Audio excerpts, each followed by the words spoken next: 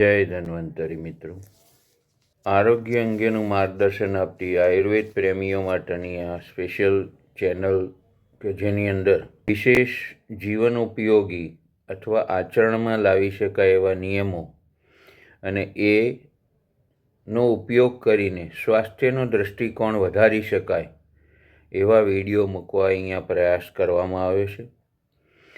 તમે પણ જો આયુર્વેદ દ્વારા આરોગ્યની અપેક્ષાઓ રાખતા હોય તો મારી ચેનલને સબસ્ક્રાઈબ કરશો અને બીજા મિત્રો કે જેઓને આ વસ્તુઓની ખૂબ જ જરૂરિયાત છે એવા વ્યક્તિઓ માટે આ વિડીયોને શેર કરશો.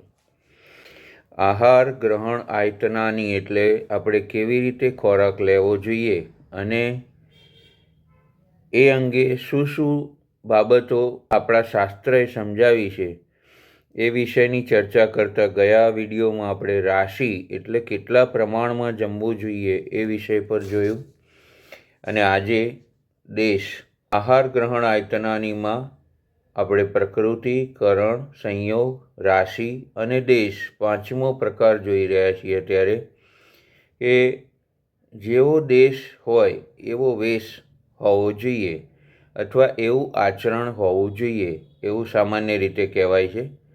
વ્યક્તિ જે જગ્યાએ જન્મે છે એ જગ્યા આનુપ દેશ અથવા જાંગમ દેશ હોય છે. દરિયાથી કેટલેક દૂર હોય છે કે જેથી કરીને જળચર પ્રાણીઓ તો એ પ્રકારની ઔષધિઓ આહાર ગ્રહણ માટેના જે આપણા દ્રવ્યો છે એ એવી રીતે ત્યાં થયા હોય છે કે જેમાં ગુરુતા અને લાઘવતા દેશ પ્રમાણે હોય છે. તો એ વિશે ચર્ચા કરીએ. આહાર કેવો લેવો તે વિષય અંતર્ગત ચર્ચામાં આપણે આહાર દ્રવ્યોની પ્રકૃતિ મુજબના ગુણો વિશે ચર્ચા કરી. કરણ એટલે કે સંસ્કારિત કર્યા પછી તેમાં ગુણોનું રૂપાંતર કરીને ગ્રહણ કરવાની ચર્ચા કરી. સંયોગ એટલે અલગ અલગ દ્રવ્યો અને બે કે બેથી વધારે દ્રવ્યોને એકત્રિત કરીને ગુણાંતરિત કરીને શરીર માટે યોગ્ય બનાવીને ગ્રહણ કરવા વિશે ચર્ચા કરી.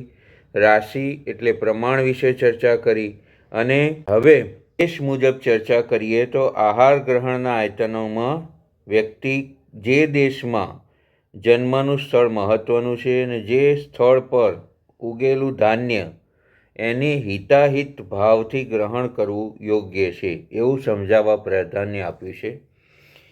અને હિમાલય એટલે કે ઉત્તર પ્રદેશ તરફના ધાન્ય પચવામાં ગુરુ ભારેપણું હોય છે કારણ કે લીલોતરીવાળો પ્રદેશ છે.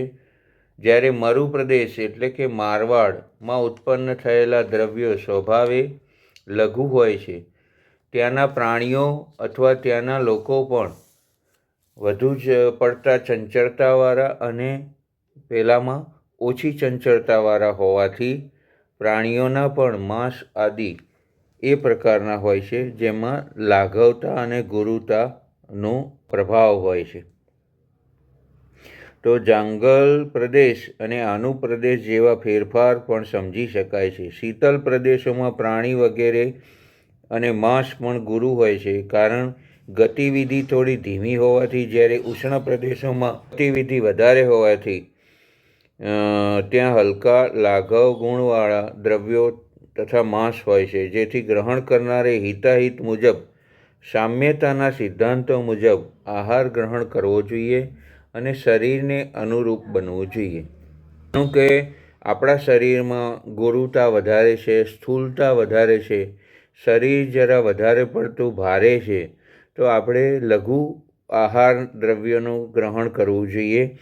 એટલે કે મરુ પ્રદેશના દેશની વસ્તુઓ આહાર દ્રવ્યો અથવા ઔષધ દ્રવ્યોનું ગ્રહણ કરવું જોઈએ. અને જો અપતર્પણ અને સંતર્પણની રીતે જોઈએ તો વધારે બોડી છે એને લઘુ દ્રવ્યો અને ઓછી બોડી છે એને ગુરુ દ્રવ્યોનું ગ્રહણ કરવું જોઈએ. એટલે કે હિમાલય તરફના દેશ એ પ્રકારનું ધાન્ય અને એ પ્રકારની વસ્તુઓનું આપણે ગ્રહણ કરવું જોઈએ.